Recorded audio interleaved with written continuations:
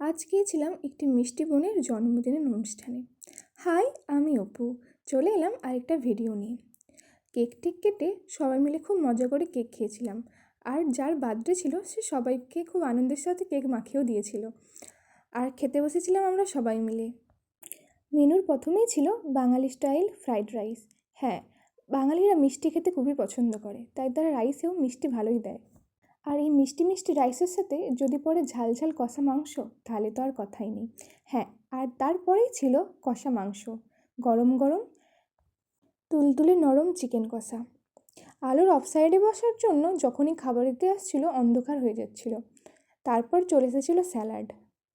মাংসটা এত সফট ছিল আর এত টেস্টি ছিল, তোমরা তো দেখতেই পাচ্ছ কেমন নরম।